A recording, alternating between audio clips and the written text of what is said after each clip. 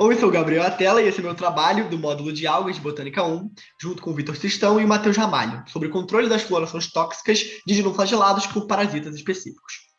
O trabalho que a gente escolheu, ele é sobre um rio específico na França, né, que foi analisado pela Universidade Marie Pierre Curie, é o rio Penzé, né, e nesse rio tem espécies de dinoflagelados, tanto parasitas quanto hospedeiros. E essas espécies, elas variam ao longo do ano, como pode ser visto ali no gráfico, né?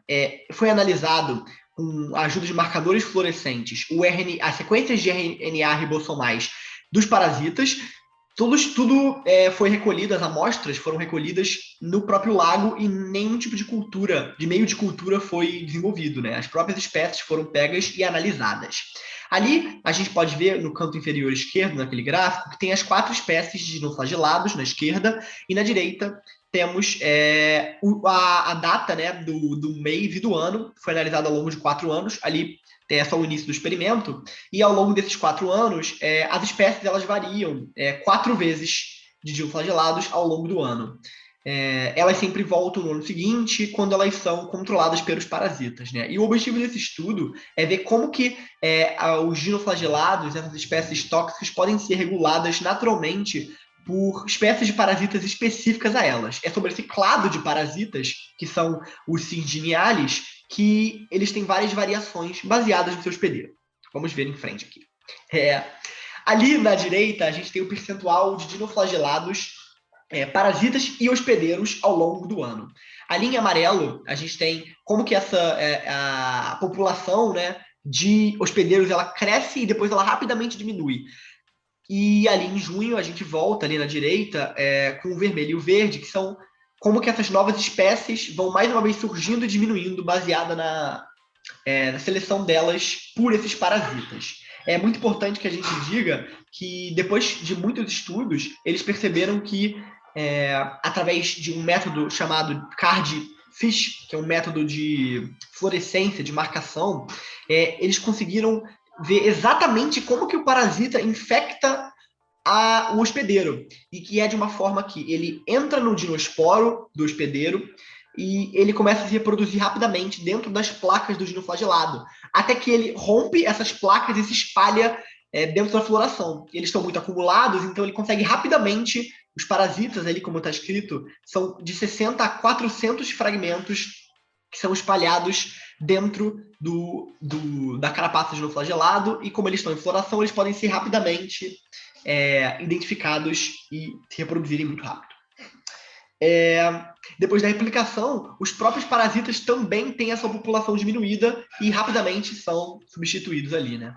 É muito interessante também, como a gente pode ver nesse gráfico na esquerda, no B a gente tem ali um azul, né? Os marcadores que foram usados, a gente tem azul, dá para ver as placas certinho do dinoflagelado e dentro o RNA ribossomal do parasita.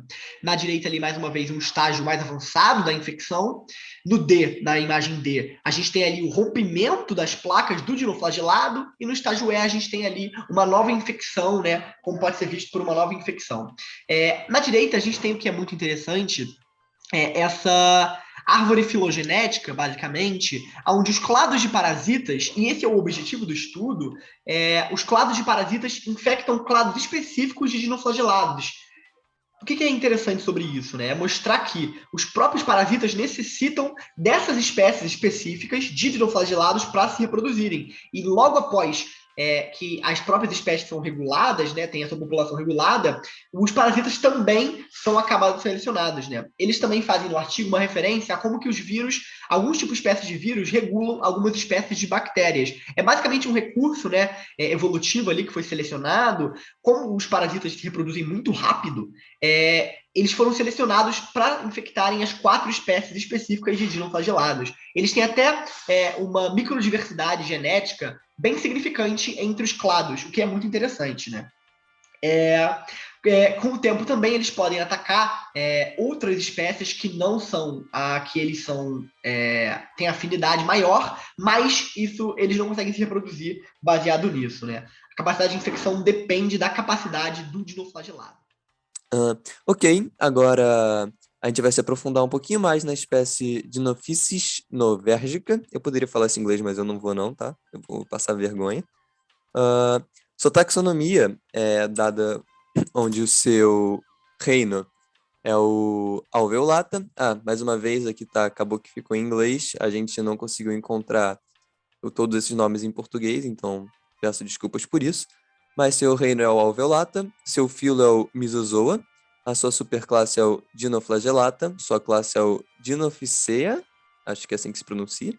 Sua ordem é o Dinophysialis, sua família é o Dinophysiae, seu gênero é o Dinophysis e sua espécie é o Novertica, né? O Dinophysis novertica.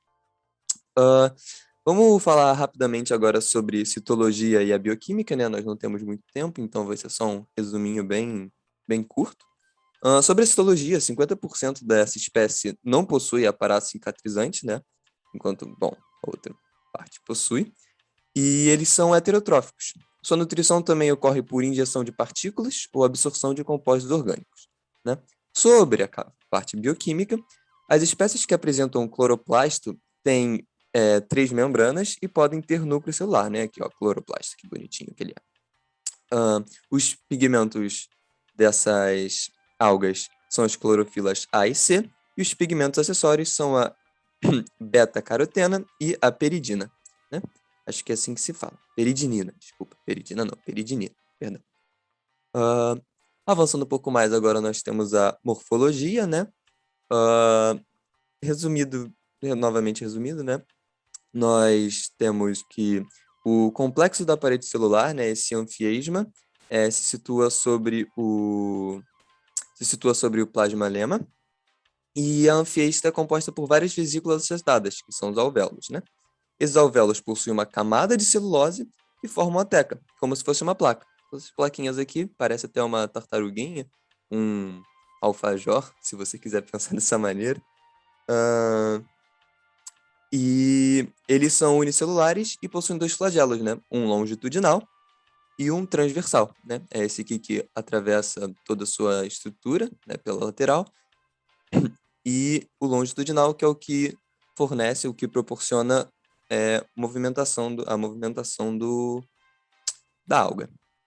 E agora, sobre a reprodução, né? Vocês conseguem ver que seria um processo muito complicado, muito mais extenso do que 3 minutos, que é o tempo que eu tenho para apresentar esse trabalho, o tempo restante da apresentação, né? Então vai ser só mais uma passada bem resumida, né? De maneira geral, muitos deles são haploides e se reproduzem por difusão binária, mas também existe a reprodução secundária, né? Que é através da fusão de dois indivíduos, formando assim um zigoto. Seu gameta é isogâmico e essa alga, né? Ela, não gameta, a alga, ela faz mitose fechada, né? Ela não produz, ela participa, sua mitose é fechada. Bom, não sei qual seria o verbo correto a se utilizar aqui. E é isso, rapaziada. Valeu pela atenção. Ah,